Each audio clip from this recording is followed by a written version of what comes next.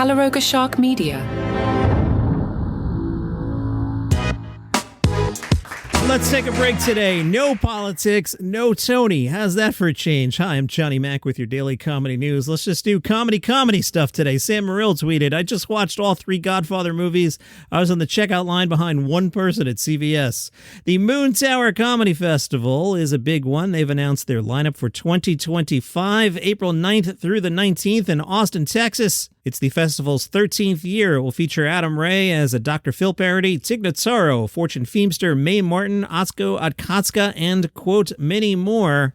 The many more include Big J. Okerson, Podcast Legion of Skanks, Brad Williams, Josh Johnson, and local talent, including Liza Splatt, Andrew Murphy, Ashley Sharma, Avery Moore, Brett Vervoort, Chris Tellez, Colton Dowling, Danny Goodwin, Doug Millard, Dylan Carlino, Genevieve Clinton, and many more.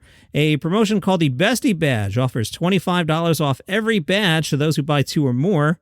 You've heard me say before, the best way to handle a festival is to hop and don't go see the headliners. You've seen the headliners before. Go see the other people. That's how you get the most out of a festival.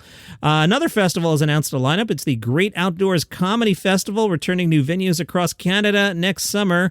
They have announced their headliners, not bad, John Mulaney and Jim Gaffigan. They will co-headline one weekend of the festival with performances in Winnipeg and Edmonton on July 19th and July 20th. Festival producer Brennan McFall in a statement said, we couldn't be more excited to announce this John and Jim co-headline as the first couple shows for 2025. They are longtime friends and a couple of the best comedians of our time. They've never performed like this, so having them on the same stage on the same night in both Winnipeg and Edmonton is going to be an unforgettable experience for everyone in attendance. Speaking of John Mulaney, I couldn't get to this all week because of the thing. Mulaney surprised Olivia Munn by showing up to present her with InStyle's Image Maker Award. John told the star-studded crowd, which included Chrissy Teigen, Laverne Cox, and Hilary Duff, John said, Olivia saving lives by speaking her truth is not surprising to me. Olivia is constantly trying to keep me out of danger and keep me alive through a series of texts throughout our entire relationship. Mulaney then took out his phone and read out an example of one of their text exchanges. John shared, this was like the 200th time I took our son out for a walk in a stroller in Chicago. She wrote me out of nowhere with no context. Please be so careful today. So many crazy things can come out of nowhere. I texted back, like what? Olivia responded, crazy cars. You don't hear enough about crazy cars. Ronny Chieng will have a special for Netflix, this one called Love to Hate It. Netflix, December 17th. Taped at the historic Hawaii Theater in Honolulu, where he had a 5-night sold-out run. The special unpacks the indignities of the IVF process, the pitfalls of being a man on the internet, and the palace of the older generation in today's world. Adrian Appaloozie will have a special called The Dark Queen, directed by Louis C.K., not so canceled, and produced by Ari Shaffir. Now, out November 12th, Adrian takes aim at our public figure. We're not doing that today. Awkward tribute tattoos, virtual signaling, and more. This was filmed at the Comedy Cellar last fall. AL, as in Alabama.com, spoke to Hannibal Buress. They were curious. Hannibal, you've been doing pop-up shows lately where you announce a performance just days before it happens. What's the appeal? Hannibal said, there's a few things, man. It's just fun to kind of do things in short notice and kind of change my plans and change people's plans and do something exciting. Kind of puts a deadline on it. The tickets will sell faster a lot of times, too, when it's something like that versus the ones where I put them on sale with more time. I mean, they have to just because of the nature of, the show's about to happen. There's a lot of excitement around it, so I just like doing them. These days, I don't like having too much on the calendar. Honestly, I'm opening a venue in Brooklyn. Interesting. And I thought it would be open by now. I thought we were going to open in summer. So now I'm doing gigs to help pay for this venue, construction, all this stuff. But the surprise element is always fun, man. To have there not be a show one day and, 2 days before, a day of sometimes, let people know the show's going on. It can be a fun energy. Al.com was curious. Do you think you have a good level of fame? Like, can you walk down the street without getting hassled? Hannibal said, yeah, I can move around and go places solo, and it's pretty normal out and about, so yeah, that's enjoyable too. I look different now, too. My hair looks different, so a lot of times, even if the people know me, I don't look how they remember me, so they don't end up saying anything. It's a good advantage, because then you're able to observe people for comedy writing purposes, or have conversations without, that affecting it, and it's nice to be able to go do stuff and just go to a concert solo, all kinds of things. It's pretty mellow. I address that on stage. With certain places, I'm not going to get bothered. At a Cracker Barrel, I don't get bothered. When I'm at a dispensary, they go crazy. Sarah Silverman spoke to WPR. Sarah, you're known for being pretty fearless in your comedy. Have you ever thought of something that's too out of bounds even for you? Sarah said, no, but there have been things I've decided not to talk about because I'm either too close to it or I'm not sure what's true, what's real. You know, like, I think I'm semi-responsible for what comes out of my mouth, but only semi-responsible because I'm also a comic and I'm 10 years old. Sarah's in Madison tonight at the Orpheum Theater. If you need plans and you're in Madison, or you've got a private jet and you really like comedy. She warns you, though, my last special came out on HBO right after my parents passed away, like 2 weeks later. So I was at zero with stand-up material. My stepmom and dad died 9 days apart. It was a wild experience. My dad was my best friend, so I did his eulogy, and the eulogy was pretty funny. I started doing stand-up talking about it, and it turns out there was a lot of comedy there. This is like the worst ad for a comedy show, but I promise, it's funny. It's very dark. Tomorrow on this program, my guest is Des Bishop. Did 45 minutes with him on Monday. I shared an excerpt about Thing We're Not Talking About on Tuesday's podcast, but you can hear the whole conversation there.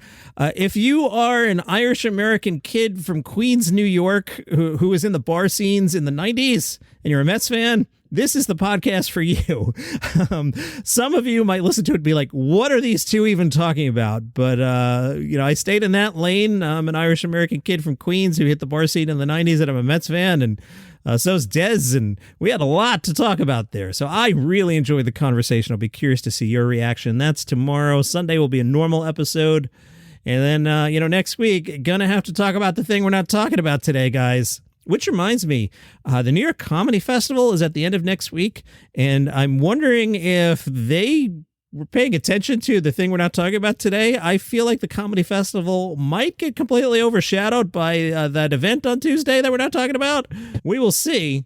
This next thing is fun. On December 9th, Disney Plus and ESPN Plus will stream the Dallas Cowboys-Cincinnati Bengals game, but they're doing one of those overlays. It was so much fun.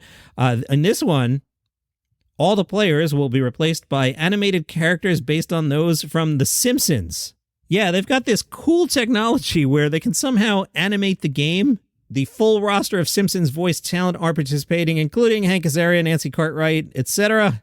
They will lend their voices to pre-recorded bits and skits written by the Simpsons production team that will run before and during the game, including some that involve players from each team and Stephen A. Smith and Peyton and Eli Manning. The alt cast will also have its own announcer booth with animated versions of Mina Kimes, Dan Orlovsky, and Drew Carter calling the game. For parts of the game, Bart Simpson will appear on the field for the Bengals, replacing an actual Bengals player, while Homer Simpson will play for the Cowboys. Marge and Lisa will interview players during the game. Maggie mans the Skycam. Joe and Troy will have the game on the normal channel. The Manning cast will be on ESPN2. Simpsons version on Disney Plus and ESPN Plus. I don't have either, but I have my ways. Nudge, nudge, wink, wink, say no more. The press release tells us The Simpsons hits a younger male demo that the NFL wants to reach. Yeah, I mean, the NFL's barely reaching dudes. It's a good thing they're connecting with a 35-year-old cartoon, or guys wouldn't watch the NFL. What are you talking about? David Gbori has an album out today. It is called Birth of a Nation. Available everywhere where comedy is streamed and sold. David started doing stand-up in 2010 in San Fran because a friend advised them that if he bombed, at least he wouldn't run into anyone he knew. Recorded in Denver, David shares what it's like to grow up in a house full of women, mocks the emotional nature of tough guys, and confesses he believed therapy was a scam until he cried in front of his therapist. I don't know if you know this, SNL turns 50 this year, and originally we were going to talk about it every day, and then that other topic came up, and we got distracted, but we're back to talking about SNL. Mikey Day said, it's odd how during a bomb, there's no sound. So if like two people laugh, that's super loud. Bowen Yang explained, Lauren's mantra is, the audience is never wrong. It doesn't matter how funny or prepared you are in your piece. If it doesn't land in the room, it's not going to play at home, and if the audience in the bleachers doesn't like it, then that's not their fault. John Cleese revealed the Fawlty Towers stage show will tour the UK next year. Cleese said, it's just wonderful to see people laughing like that, because when I was growing up with all those great sitcoms, people used to laugh more than they do now, and I think people miss it a bit. There's a little bit of nostalgia in the audience when they're laughing, and that is your comedy news for today. Tomorrow, Des Bishop and I will talk for 45 minutes or so. Normal episode on Sunday, and again, next week, gonna have to talk about The Thing, but I hope you enjoyed the break today. See you tomorrow.